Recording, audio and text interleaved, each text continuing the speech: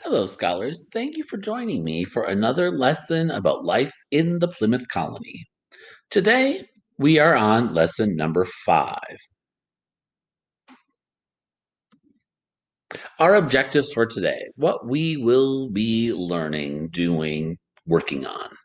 We will compare and contrast family life in Plymouth with family life today, and we will compare and contrast clothing in Plymouth with clothing of today. Remember, when we compare things, we're looking at how they are alike. And when we contrast things, we're looking at how they are different. So, as we're going through this lesson, be sure you're thinking about ways that your family life and your clothing is like and different from that of what we're learning about in Plymouth. Let's get started. So, the Pilgrims usually had large families with many children, and the family lived and worked closely together. Parents passed on their ways of life to their children. So boys learned how to farm from their fathers, and girls learned domestic skills from their mothers. Domestic skills included such things as cooking, sewing, milking the animals, candle making, and making butter. Parents were strict, and children were expected to honor and obey their parents. Discipline was often quite harsh, and children were expected to have good manners. Here are some examples of the good manners that children were expected to have, along with an optional activity that you can do at home if you would like.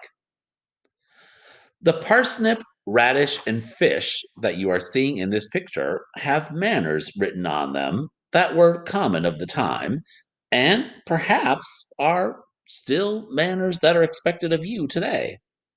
Here's what's written on the parsnip: Lean not thy elbow on the table, or on the back of thy chair. On the radish, this is what is written: Stuff not thy mouth to fill thy cheeks. And here is what is written on the fish: Sing not, hum not, wriggle not. Basically, these manners are as follows: Do not stuff your mouth full of food, don't sing or hum, don't make noise, don't move around and fiddle around and wiggle around on a whole bunch at the table, do not put your elbows on the table, and do not put your elbows or arms on the back of your chair. Think for a moment, scholars.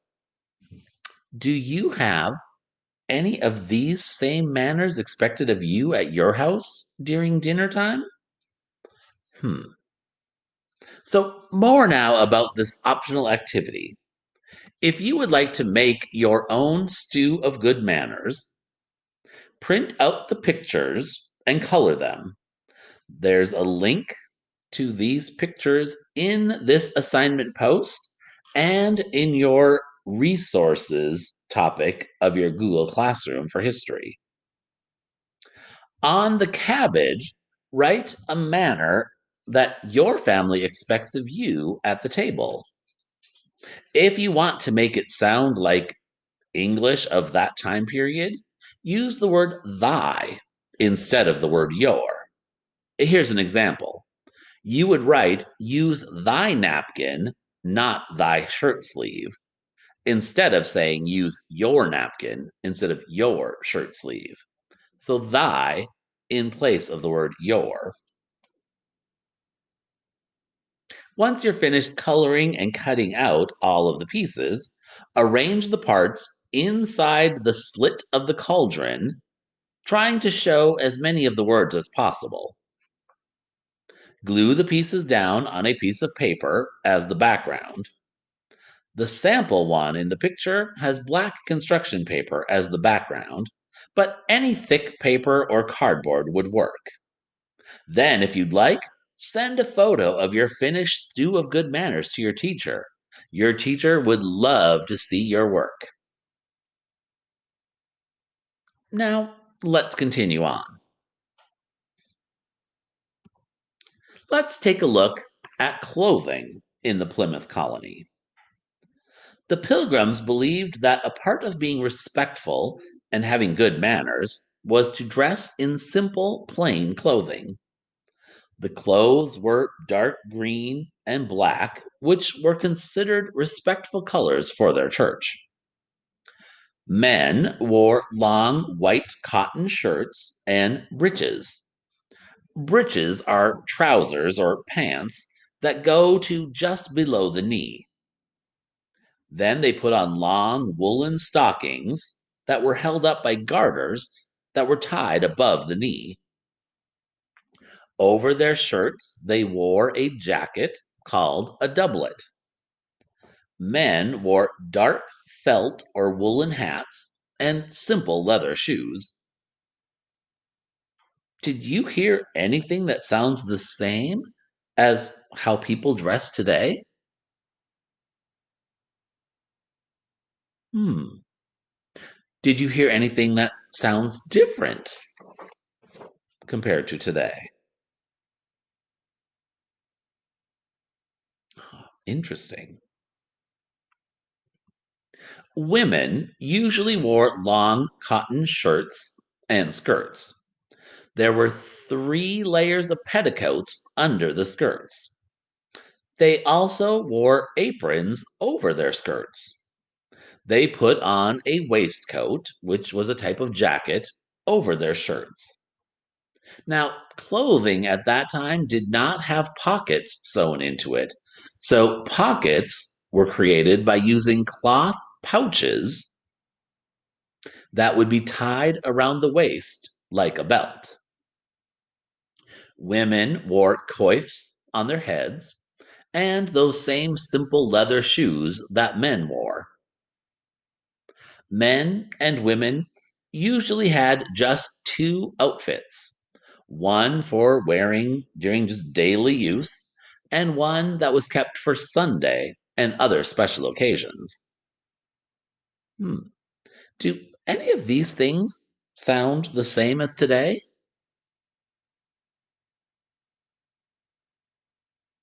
Okay. Did you hear anything that sounded different?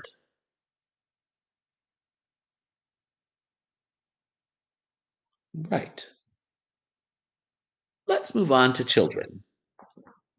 Children dressed like their parents after the age of 7, but before the age of 7, boys and girls wore simple cotton dressing gowns that had ties on the shoulder. Parents could easily grab a hold of those ties to keep children from getting away if they were misbehaving. Interestingly, children went barefoot in warmer weather and in the wintertime wore those similar simple leather shoes that their parents wore. Now, scholars, for another optional activity, making your own pilgrim puppets. Print out the pictures and color them. Again, scholars, you will find the link to these for printing in the post for this assignment and in the resources topic of your History Google Classroom. Quick note, if you are going to print them on regular paper, you might want to glue them to construction paper or poster board or cardboard just to make them a little bit stronger. Once you're finished coloring, cut out all the puppet pieces and assemble them by using 7 paper fasteners, which are called brads. They're the brass colored things you can see right at the joints, the shoulders, the knees, the waist, right? You poke those through and then bend the fastener part behind it. All right. Quick note in this photo, you can see the pockets, right? Those pouch pockets that have been tied to the waist of both of these pilgrims. Then, scholars, for some extra fun and challenge, if you would like, you can label the clothing pieces by printing on the back of them what those clothing parts are.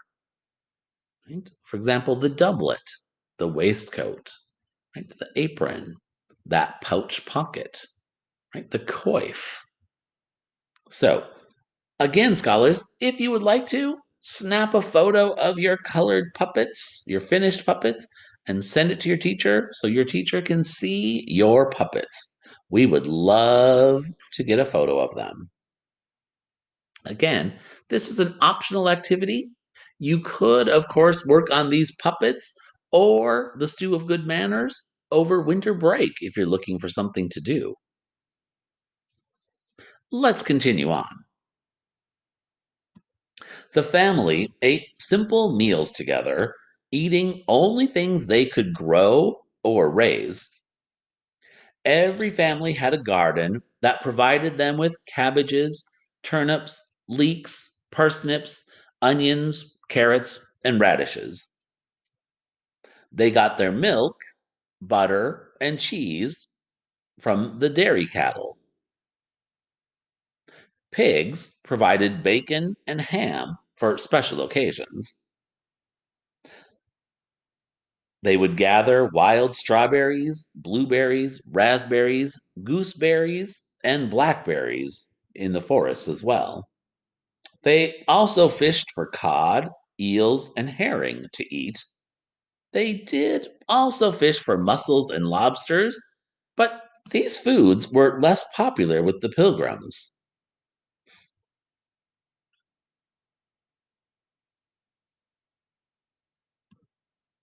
Breakfast took place after morning chores. Morning chores included feeding the animals, milking the cows, fetching the water, and making sure the fire was burning in the fireplace. Hmm. Scholars, do any of these chores match chores that you have to do in the morning before you have breakfast? Probably not. Hmm. Breakfast, once those chores were finished, was usually hasty pudding, which is a type of cornmeal. A type of cornmeal porridge. If your family is interested in making hasty pudding, a recipe for it has been posted in the resources topic in your History Google Classroom. Maybe it's something you want to try making over winter break. Pilgrims ate again at midday, and a typical midday lunch would consist of a fish and vegetable stew called bubble and squeak. You're seeing two versions of that in the photos.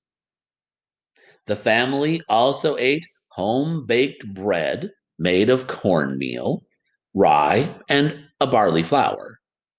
Now, this might all sound a bit tiresome, having that same food over and over again, but the pilgrims were actually quite happy because it included having fresh drinking water. That may sound odd, but back in England, they mostly drank beer with their meals because they feared all the pollution in the rivers and wells. Then, scholars, at night, for that dinner or supper meal, they likely just ate more of that hasty pudding or more of that bubble and squeak. Hmm. Would you get tired of eating that same thing over and over? And how does this type of food, hasty pudding, bubble and squeak, home baked bread, how does that compare and contrast with the meals you eat? I bet you can find some things that are the same, but some things that are different as well. All right, let's look over our objectives. So, we today compared and contrasted family life in Plymouth with family life today. Were you able to find some ways that your life and your family, your chores, right, manners that are expected, were you able to find some ways that your family's expectations in life is the same and different than a Plymouth family? And we compared and contrasted clothing in Plymouth with clothing of today. Were you able to find some likenesses and some differences with clothing today and clothing in Plymouth? I bet you were. Maybe even take a few moments right now to pause and talk to someone about things that you thought of that were the same, comparing, and different, contrasting.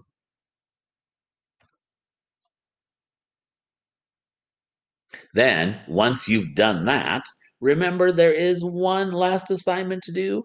Open that attached Google form, answer the 5 questions about today's lesson, and remember, scholars, you may look back at the lesson, look at the pictures, listen to information again. Think of it as a scavenger hunt where you are trying to find that evidence to support the answer. Remember, click submit at the bottom of that Google form. That's what sends your answers to your teacher. Good luck. Thanks for joining me for today's lesson. And remember, you have some optional activities you can do if you so choose: a stew of good manners, pilgrim puppets, and the making of hasty pudding. Enjoy!